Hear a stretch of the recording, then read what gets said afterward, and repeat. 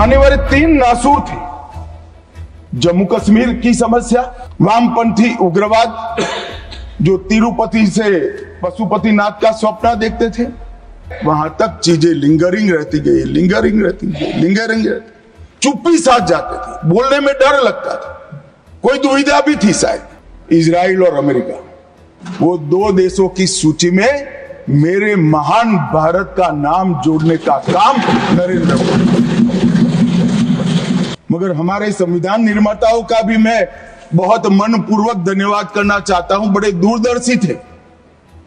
ये देश की सुरक्षा, इस देश का विकास, इस देश का सार्वभौमत्व भी तीन बड़ी समस्याओं के कारण हमेशा चैलेंज होता रहा, इसको चुनौती मिलती है। और ये तीन नासूर करीब 4 दशक से देश की शांति में खलल डालते रहे, देश की सुरक्षा पर सवालिया निशान लगाते रहे, देश के विकास के गति को अवरुद्ध करते रहे और देश की पूरी व्यवस्था को कई बार तो हास्यास्पद भी बना दिया। नासूर थे। जम्मू कश्मीर की समस्या, वहां टेररिज्म की समस्या, वामपंथी उग्रवाद जो तिरुपति से पशुपतिनाथ का सपना देखते थे, और तीसरा समस्या था उत्तर पूर्व का उग्रवाद, नॉर्थ ईस्ट का उग्रवाद। इन तीन समस्याओं का टोटल लगाएं तो लगभग 92,000 इस देश के नागरिक 4 दशक में मारे गए माने। और ये तीनों समस्या के संपूर्ण उन्मूलन के लिए एक सुनियोजित प्रयास कभी नहीं हुआ था, जो नरेंद्र मोदी जी ने चुनकर आने के बाद।